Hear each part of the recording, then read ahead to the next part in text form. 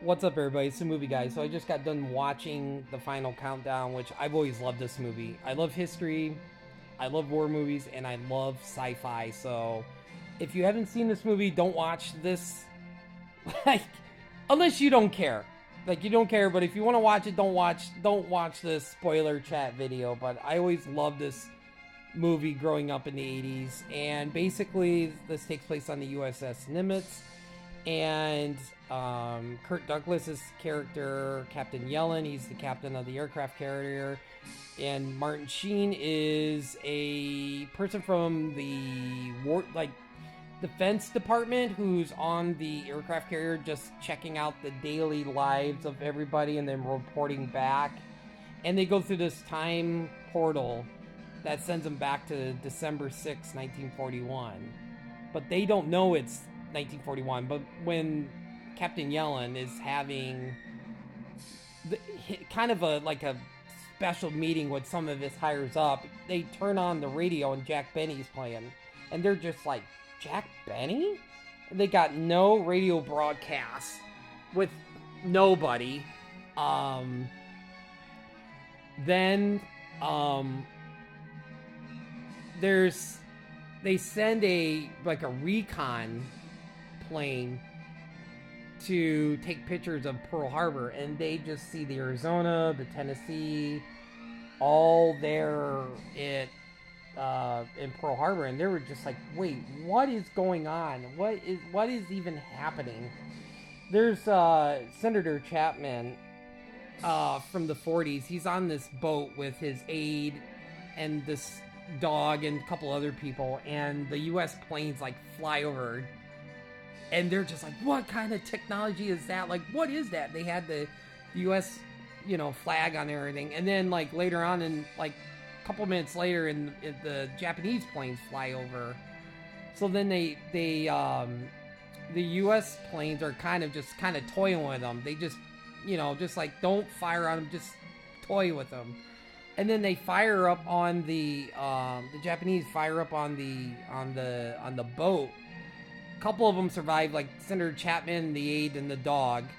And then while they keep toying with the Japanese planes, and then they fire on the U.S. planes, and they're like, why are we toying with them? And then Captain Yellen, Kurt Douglas' character, is splash the zeros, so they take him out.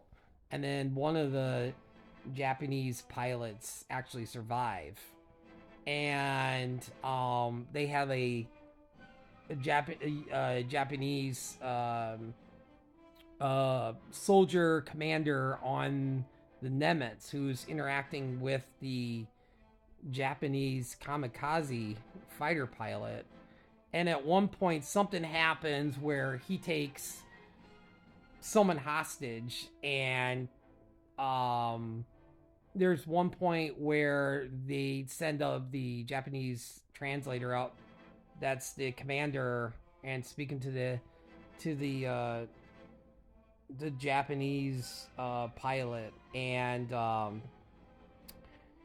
one of the wing commanders, one of the pilots, Captain Owens, is kind of a big history buff,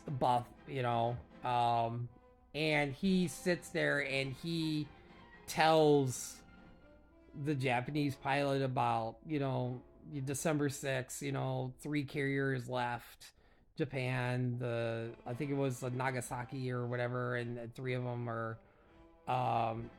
and basically tells them about, the whole plan and what the code sign is, and the Japanese pilot's just like, oh my god, like what? They take him out because he fires on Potter another soldier, and they take him out and stuff and everything. But so they make this decision of are we about ready to change history?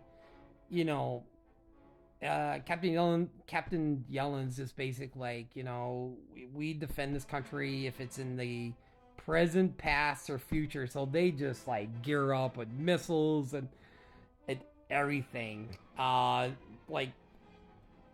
7 or 10 planes go and take off, and then all of a sudden, when they take off, they're just maybe 10 minutes out from where the planes are coming, the Japanese plane, and then the time portal right there appears again. So I'm just like, oh. I remember first watching, I'm like, come on, come on, come on, do it, hurry up, hurry up, hurry up. They were like 6 minutes out. And just because the carrier was going back into the time portal, they had to scrap the mission and stuff and everything and had to call it back. But he was just like, we see the planes. We see the planes. I wish they would have just fired some missiles, just like, here, just fire them all and just took them out. But that would have changed stuff and everything, whatever. But yeah, they were like 6 minutes out from all the Japanese planes.